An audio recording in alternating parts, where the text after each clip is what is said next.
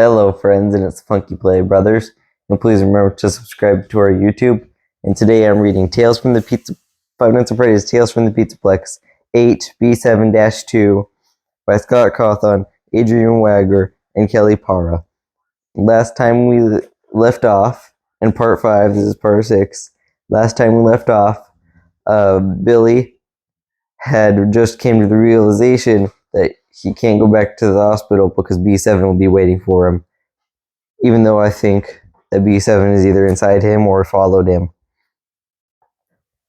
And once he decided that his grandma's house was the best place for him to be, Billy made a concentrated effort to get used to the flower-filled home with the ticking clock.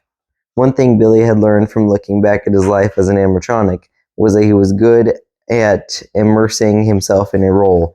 His role now was delightful grandson, so he put all of his energy into that. Within a few days of moving in, Billy had a routine. Going in the morning, he had a coffee with his grandma at the round table in the dining room. She got up before dawn every morning and baked, so by the time Billy was up at about 7 a.m., there were muffins or pastries or coffee cake to go with the rich dark coffee. Eating his grandma's baked goods, Billy learned quickly that he'd been severely depriving himself of pleasure during the years. He'd stuck to white foods. When they sat with their coffee, Billy and his grandma rarely spoke. He always had to concentrate to eat or drink without making a mess. And his grandma liked to do this crossword puzzle in the morning paper. And the silence, though strained for a couple of days, quickly started feeling uncomfortable. And Billy began feeling a fondness for the old lady with the perturbedly sour expression. She seemed to be warming to him as well. She'd stopped making comments about his striped beanie hat, and she no longer stared at his scars and missing limbs. She didn't sigh and frown around him anymore, and her quick response to whatever he said to her indicated that she was getting used to the way he spoke. Although the grandfather's clock ticking continued to pester Billy like a bothersome splinter under his skin, he started feeling better about it after his grandma explained that the clock had been made for her great-great-great-great-great-grandfather as a payment for his services. He'd been a doctor. It had been passed down through the family for over 200 years. When I'm gone, Billy's grandma told him, I want it to go to your dad. Where is my dad? Billy asked. He hadn't thought about his dad in a very long time. After his dad had left Billy as B7, after his dad had left, Billy as B7 had found that it was best to wipe away any thoughts about his dad. It hurt less. Billy's grandma shook her head. I haven't heard from him in years or so. Last time he sent me a letter, he was somewhere in Peru, working for one of those companies harvesting the rainforests. Billy's grandma sighed, and he knew she wasn't happy with Billy's dad. After a couple of minutes of silence, during which Billy and his grandma watched the grandfather clock's pendulum swing back and forth, his grandma said, "Anyway, this clock will be yours someday." Then she showed him how to wind the clock so it kept going. This became part of Billy's regular routine, and he found that he developed affection for the clock. The ticking after that became more soothing than irksome. After breakfast, the clock winding, Billy had other duties in the house. His grandma's baking created a lot of dirty dishes, and she had no dishwasher, so it became Billy's task to clean up the bowls and pans that she used. This was tricky operation, given that Billy had just the one hand to use and one leg to prop himself on.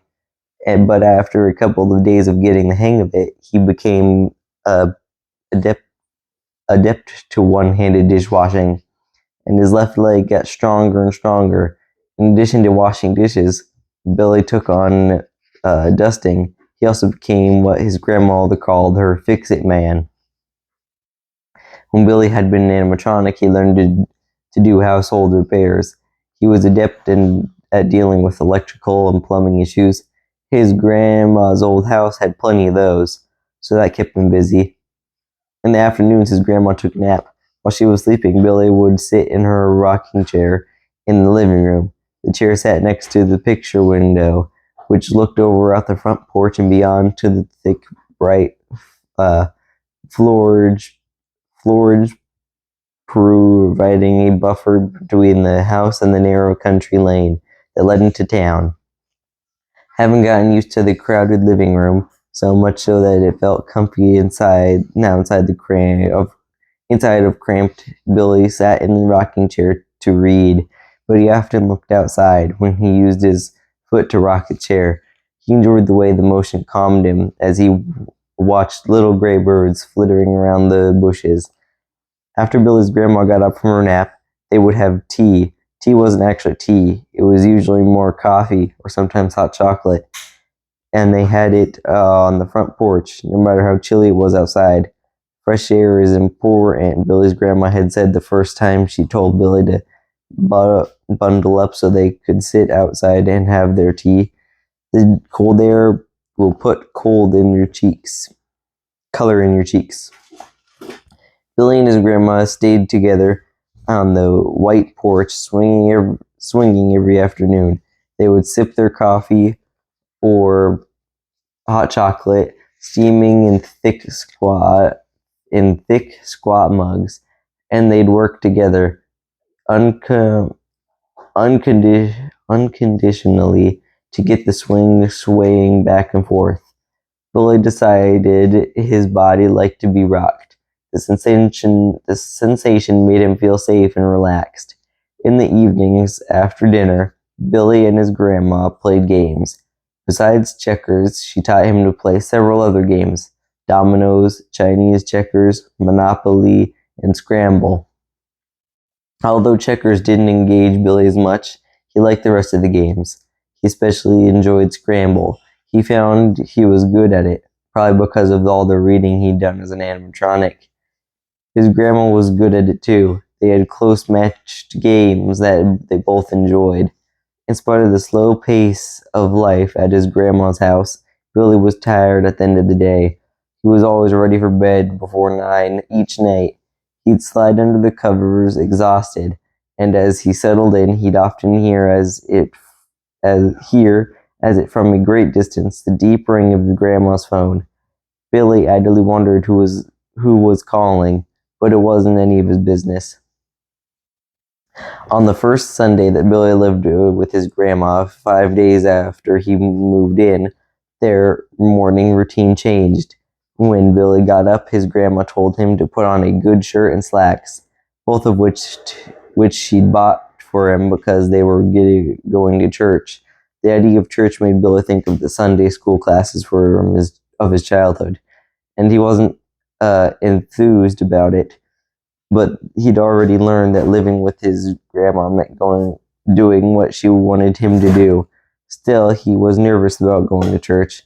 There would be people who would stare at him and whisper about him. When Billy had been B7, he hadn't cared when others had stared, pointed, or talked about him.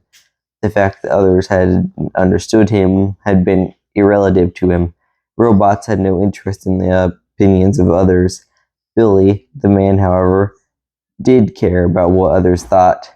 Even after she started getting visitors in the hospital, Billy had been self-conscious about his scars and his missing ears and tongues and limbs.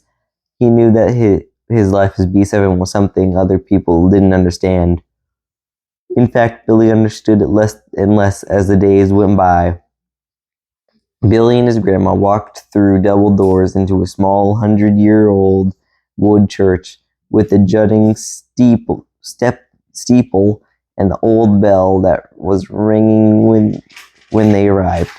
Billy discovered that needn't have worried about what the people would do or say around him.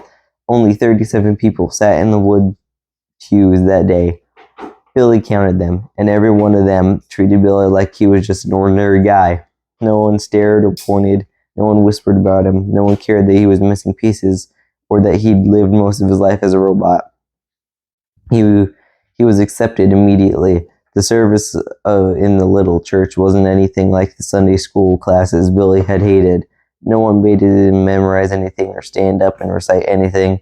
All he had to do was sit in the pew next to his grandma and listen to the pastor, a kind-faced man with a white hair that flopped over one of his friendly blue eyes. After the sermon, they sang hymns with Billy hadn't liked singing in Sunday school and church services when he was little, but now the singing surprisingly put him at ease, perhaps because of all he'd been through. When the service was over, several people came over to say hi to Billy. Everyone seemed very happy to meet him and didn't bat an eye at the way he spoke. Do you like fish, Billy? One man with a pointy goatee and a large belly asked. Billy's grandma introduced the man as Frank, and she said he made the best pickles she'd ever tasted. I don't know, Billy said. I've never been fishing. Well, Frank said, clapping Billy on the shoulder.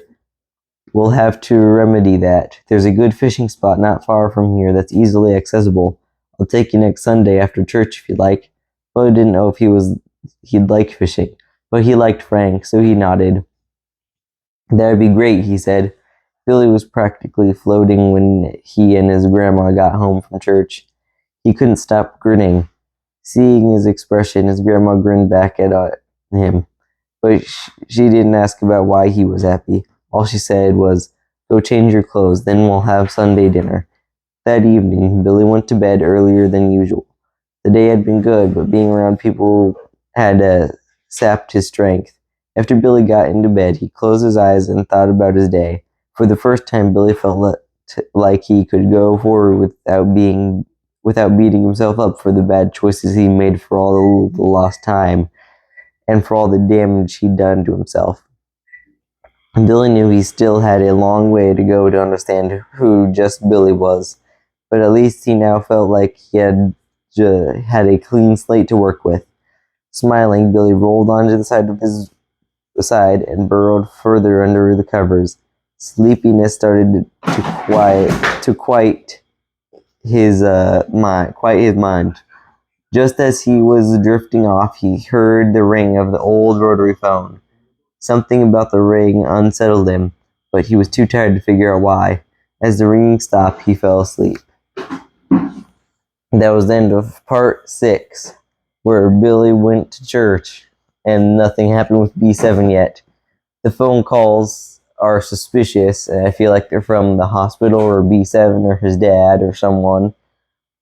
And I guess we'll find out what happens in part 7.